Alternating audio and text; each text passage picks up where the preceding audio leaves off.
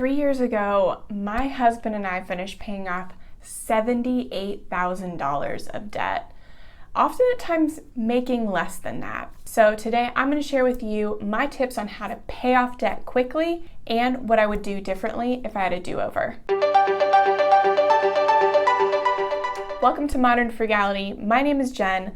I'm a personal finance writer and frugality expert, here to help you spend less than you make so you can do good stuff with the rest. If you're a subscriber, thanks so much for watching this video. If you want more tips for paying off debt and stories like that, then hit the thumbs up button and I will keep putting out more like this. If you're not a subscriber, hit that little subscribe button and also give me a thumbs up if this is something you'd like more of. My husband Travis and I paid off over $77,000 of debt in 23 months. It is still insane when I think about it.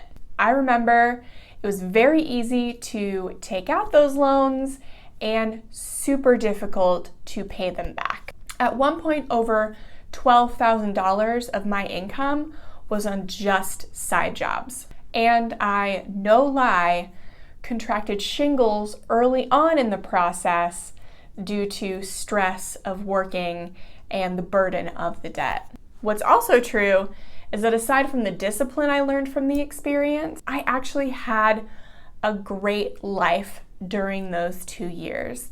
I went out to eat. I went places. I was able to do things. I just had to get creative with them.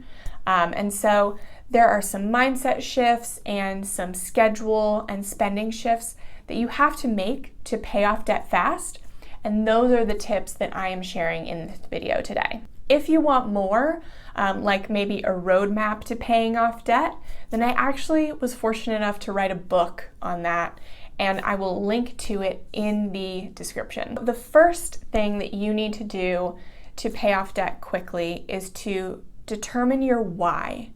So this is the first thing we did. We have to figure out why we want to pay off debt. For us, we wanted to travel, we wanted to buy a home. We wanted to buy a home big enough so that we could one day become foster parents.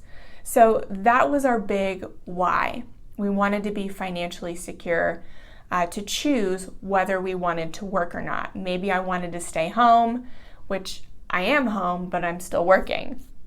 So that was what kept us motivated throughout the really tough times over those 2 years, was remembering why we were doing it. Second is to have clarity. You can't run a race if the map is not well laid out in advance.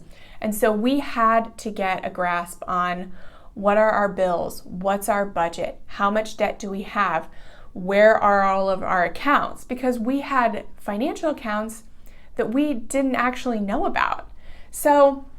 And we had to take inventory of what benefits our jobs offered. So taking inventory and having clarity over your financial picture is another integral part to paying off the debt. Third is to make that budget. You might think you have an idea of what you're bringing in and spending, but even if you do and you have a surplus every month, you could have a way bigger surplus if you're actually intentional with what you're spending and what you're bringing in. We used EveryDollar. We liked the manual free version of it because it made us aware every time we were spending money. It's what taught us more about our spending habits versus something like Mint, where it's all automatic and you get to the end of the month and you're still wondering why you went over budget. So using a manual app that requires manual transaction input can be really beneficial to getting started with a budget. Fourth is to change how you shop. Some of the ways I changed, I still use today, and some of them I went back. But when you're paying off debt quickly, things have to change. Not always in the way you want them to. But remember, it's just temporary. You can always go back. Just because you make a change to pay off debt does not mean you are required to maintain that change after. So the biggest change that I love and still use is shopping at Aldi. I used to shop at a very premium grocer. It seems premium now. I guess it's not to normal people, but I very rarely shop there anymore. I'm usually either at Aldi or Walmart because they have the free pickup, but I fell in love with Aldi. Maybe you're not gonna go cold turkey and go all the way to Aldi, but you can try and go maybe once a month or every other week, something like that. Wade into it. You don't have to like cannonball. You can just take little baby steps. 5th is to pick up extra jobs. This one's kind of a non-negotiable because extra jobs are so flexible now. You don't have to go into a place to work extra, and you don't have to believe that the jobs online are really low paying, because oftentimes those are the ones that pay you more. But you have to be doing something to make extra income in your free time if you're going to pay off debt as fast as possible. I have an article on my website with 21 different ways that you can make money creatively, and I will also link to that in the description. 6 is to drive old cars. So you can get a brand new car if you want, but it's going to probably come with a payment if you've got debt. So just drive old ones. Don't care about what people think. Don't care about all the bells and whistles, because once your debt is paid off, then you can have whatever car you want as long as you can afford it. But you can have a newer car when your debt's paid off. But as long as your car is running and not needing to be in the shop all the time, because that kind of defeats the purpose, an older car is very reliable and can help you get to your debt freedom goal a lot faster. 7 is to buy used or find free. If you remember, I just did a video on how I get so much of my stuff for free. I will link to that. And I still use all of those methods to get free stuff. I mean, they barely take any extra work. It's kind of just like a browse here and there. And I save so much money. Travis has even started finding free and low-cost things and reselling them. And he's actually making money, which we use to pay for daycare. We've gotten so many great things for free. I'll also link to the place where you can get the free PDF download of that list in the description as well. But it's a great list. Definitely take a look at it. 8 is to meal plan. This is another one I wrote a book about because it made such a big difference in the way we consume food, the way we spend money on food, and the way we think about food. My mom never had a meal plan growing up. We never knew what was coming. It was usually a bag of something frozen like chicken voila. It wasn't until I discovered meal planning that I really found my groove with saving money on groceries. I was able to plan out low-cost meals, find simpler ingredients, and find simpler recipes. So definitely recommend you check out the book. It's a super short read, and I'll probably do a video soon on meal planning. And if planning is not your thing, it's totally okay, because there are plenty of services that will meal plan for you based on what your dietary preferences are. So I personally love CookSmarts. It's really affordable, and in one meal plan you can have access to vegetarian meals and several other different types of cuisines in one meal plan, and it's super affordable. So I will also link to CookSmarts in the description if you want to check it out. 9 is to celebrate milestones. You cannot get through this thing without some kind of celebration before your debt-free date. We celebrated a little celebration every time we paid off a small loan, big celebration when we paid off my student loans before we switched to Travis's. Celebrating motivates you. It gets you to that place where you just need to go a little bit further, because when you just need to go a little bit further, you go way faster. It's like at the end of a race and you can see the finish line, then you're booking it. So having these little milestones that you're working towards will give your brain something to book it to. And if you don't have little ones already set up like we did in our student loans, then just say every $3,000 to $5,000. Do something nice for yourself. Get a Groupon or a gift card from Raise.com or somewhere. So you can still save money and celebrate yourself at the same time. 10 is to sell stuff. We had just gotten married really young, didn't have anything to our names, but we did get some nice things off of our wedding registry that replaced some other stuff. And so we were able to sell those things because we had replacements for them. Look around your house. I'm sure you have something that you're not using that you can make a little bit of money on. And the idea is not to put that money towards debt. If you make $10 here, $20 there, you can put that towards stuff like groceries. So make a really lean grocery budget, and if you sell something, then you get to add that to your grocery budget or maybe your eating out budget or something.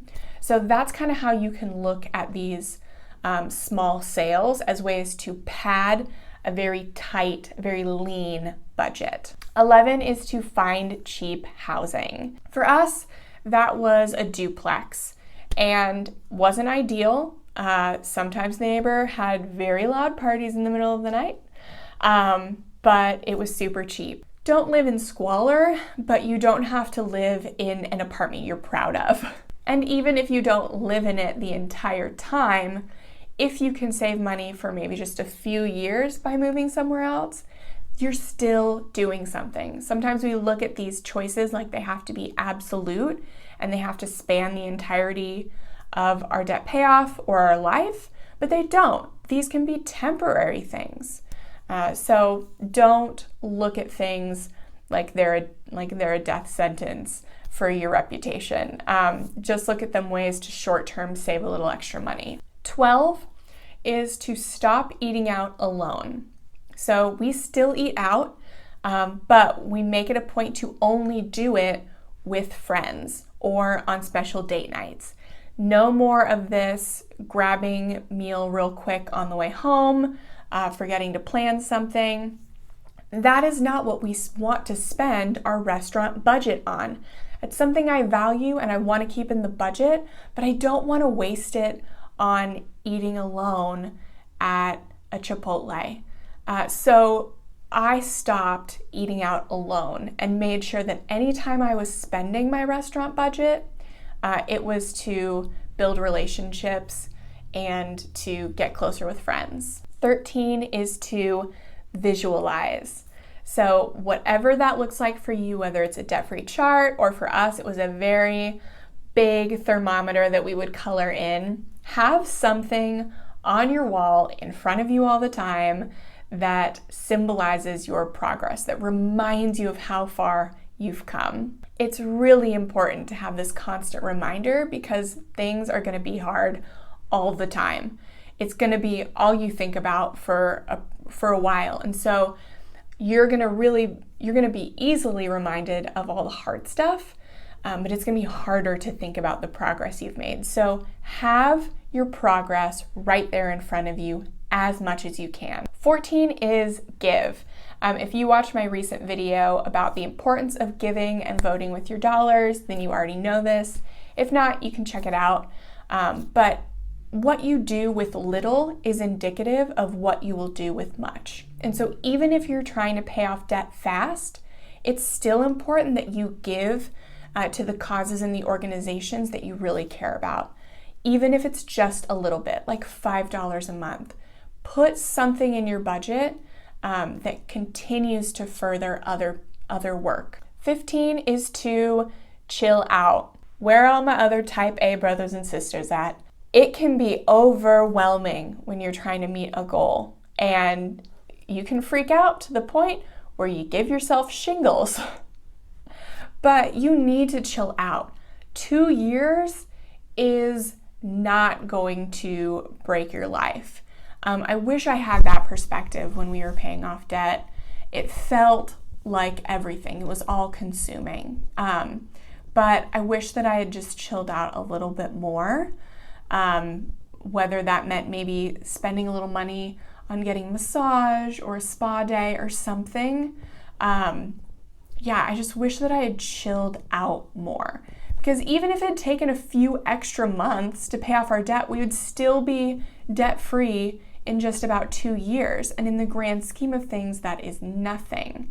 So when you have that momentum going and you are really into your debt payoff, remember, there is more going outside of the world than your debt payoff. And so chill down. 16 is to unfollow friends on social media. This is a pretty controversial one. I haven't heard anybody else talk about it, but it's something I needed to do personally. I saw a lot of my friends taking vacations, going out to eat, spending their money on new things, and it was rough. And I just needed to be blissfully ignorant of what was going on in their lives at that time.